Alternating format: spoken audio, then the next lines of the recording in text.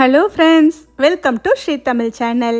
வீட்டுக்கு யாராவது விருந்தாளி வந்தாலோ இல்லைன்னா இட்லிக்கு ஏதாவது கொஞ்சம் ஸ்பெஷலாக செஞ்சால் நல்லா இருக்கும் அப்படின்னு நினச்சிங்கன்னா கண்டிப்பாக இந்த இட்லி குருமா ரெசிப்பியை ஒரு முறை செஞ்சு பாருங்கள். எப்போவுமே சாப்பிட்ற இட்லியை விட 2 இட்லி கண்டிப்பாக எக்ஸ்ட்ராவாக சாப்பிடுவாங்க எல்லாருமே. ஒரு அசத்தலான சுவையில் இட்லி குருமா எப்படி செய்யலான்னு வாங்க பார்க்கலாம். முதல்ல ஒரு பேனில் 1 டேபிள் ஸ்பூன் எண்ணெய் சேர்த்துக்கங்க. இப்போ இதில் 2 ஸ்பூன் அளவுக்கு கடலைப்பருப்பு சேர்த்துக்கங்க. இப்போ இந்த கடலைப்பருப்பை லேசாக செவக்கிற வரைக்கும் வறுத்து விட்டுக்கங்க. கடலைப்பருப்போட நிறம் ரொம்ப மாறிடக்கூடாது. மற்ற பொருட்களை சேர்த்து வறுக்கும்போது கடலைப்பருப்பு இன்னுமே நிறம் மாறி கருகிடக்கூடாது. அதனால் லேசாக செவக்க விட்டாலே போதும். அடுத்து இதில் ஒரு 5லேருந்து 6 சின்ன பல் பூண்டு, ஒரு சின்ன துண்டு இஞ்சியை நறுக்கி சேர்த்துக்கங்க. இப்போ இது ரெண்டையுமே லேசாக வதக்கி விட்டுக்கங்க. இது எல்லாத்தையும் வதக்கும்போது அடுப்பை கண்டிப்பாக குறைச்சி வச்சுக்கோங்க. அடுத்து ஒரு 6 காஞ்ச மிளகாய் சேர்த்துருக்கேன். காஞ்ச மிளகாய் உங்கள் காரத்துக்கு ஏற்ற மாதிரி சேர்த்துக்கங்க. இதோட காரம் இந்த காஞ்ச மிளகாய் மட்டும்தான். அதனால் ஒரு 6லேருந்து 7 காஞ்ச மிளகாய் கண்டிப்பாக சேர்த்துக்கலாம். மிளகாய் லேசாக வறுபட்டதும் அடுத்து 1 ஸ்பூன் அளவுக்கு பொட்டுக்கடலை சேர்த்துக்கங்க. பொட்டுக்கடலை சேர்த்து லேசாக வறுத்து விட்டுக்கங்க. ஒரு 30 செகண்ட்ஸ் வறுத்தா போதும். ஒரு 3/4 ஸ்பூன் அளவுக்கு சீரகம் சேர்த்துக்கங்க. ஒரு 1/4 ஸ்பூன் அளவுக்கு சோம்பு, 1 ஸ்பூன் அளவுக்கு கசகசா சேர்த்துக்கங்க. இப்போ இது எல்லாத்தையும் சேர்த்து திரும்பவும் அடுப்பை நல்லா குறைச்சி வச்சுட்டு வறுத்து விட்டுக்கங்க. சீரகம் சோம்பு அடுப்பை குறைச்சி வைக்கலன்னா உங்களுக்கு சட்டுன்னு கருகிடும். அதனால் கண்டிப்பாக லோ ஃப்ளேமில் வச்சே வறுத்து விட்டுக்கங்க. 1 நிமிஷத்துக்கு வறுத்து விட்டாலே போதும். சீரகம் சோம்போட வறுபட்ட வாசனை லேசாக வர ஆரம்பிக்கும். அடுத்து இதில் ஒரு 1/2 கப் அளவுக்கு துருவிய தேங்காய் சேர்த்துக்கங்க.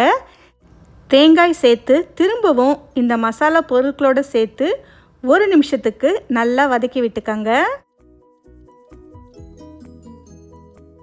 தேங்காய் லேசாக வறுபட்டதுக்கு அப்புறமா நாம் ஸ்டவ்வை ஆஃப் பண்ணிடலாம். இது கொஞ்ச நேரம் நல்லா ஆறட்டும். நல்லா ஆறுனதுக்கு அப்புறமா தேவையான அளவு தண்ணி சேர்த்து உங்களால் எந்த அளவுக்கு நல்ல மைய அரைக்க முடியுமோ அந்த அளவுக்கு மைய அரைச்சி எடுத்துகிட்டு வந்துடுங்க. இப்போ பார்த்தீங்கன்னா தேங்காய் பேஸ்ட்டு நல்லா அரைச்சி எடுத்துகிட்டு வந்தாச்சு. இது அப்படியே இருக்கட்டும்.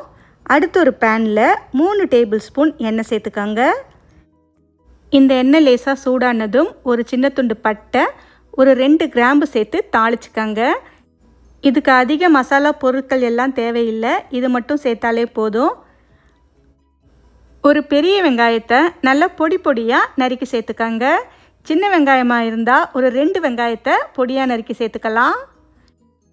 வெங்காயம் வதங்கும் போதே ஒரு கொத்து கருவேப்பிலையும் சேர்த்து நல்லா வதக்கி விட்டுக்கங்க. வெங்காயம் நல்லா வதங்கி பொன்னிறமாக செவக்க ஆரம்பித்ததும் அடுத்து ஒரு பெரிய தக்காளியை பொடியாக நறுக்கி சேர்த்துக்கங்க. இப்போ இந்த தக்காளி நல்லா வதங்கி கரைஞ்சி வர வரைக்கும் வதக்கி விட்டுக்கலாம்.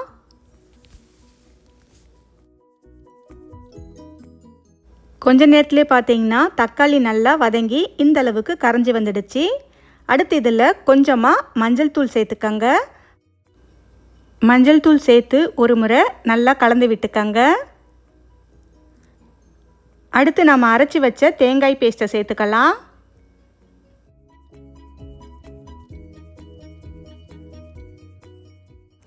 தேங்காய் பேஸ்ட்டை இந்த மசாலாவோடு சேர்த்து 1 நிமிஷத்துக்கு லேசாக வதக்கி விட்டுக்கங்க.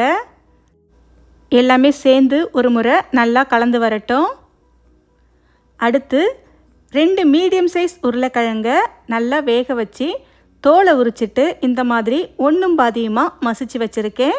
இப்போ இதை சேர்த்துக்கலாம். இப்போ உருளைக்கிழங்கு சேர்த்ததுக்கப்புறம் திரும்பவும் 1 நிமிஷத்துக்கு நல்லா வதக்கி விட்டுக்கங்க. எல்லாமே சேர்ந்து வர மாதிரி.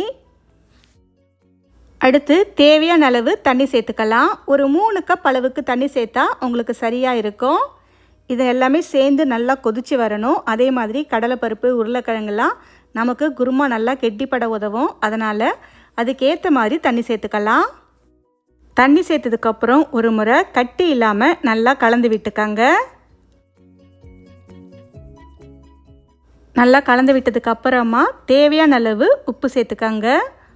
உப்பு சேர்த்து ஒரு முறை கலந்து விட்டு அடுப்பை மீடியம் ஃப்ளேமில் வச்சு ஒரு 8லேருந்து 10 நிமிஷத்துக்கு நல்லா கொதிக்க விடுங்க.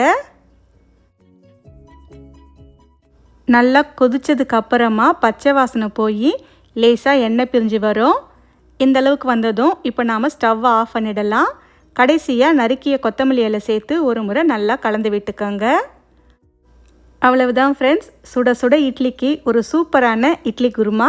கண்டிப்பாக இதை உங்கள் வீட்டில் ஒரு முறை ட்ரை பண்ணி பார்த்துட்டு எப்படி இருக்குன்னு சொல்லுங்கள். இந்த ரெசிபி உங்களுக்கு பிடிச்சிருந்தால் லைக் பண்ணுங்கள், ஷேர் பண்ணுங்கள். ஸ்ரீ தமிழ் சேனலுக்கு சப்ஸ்கிரைப் பண்ணுங்கள். தேங்க்ஸ் ஃபார் வாட்சிங்.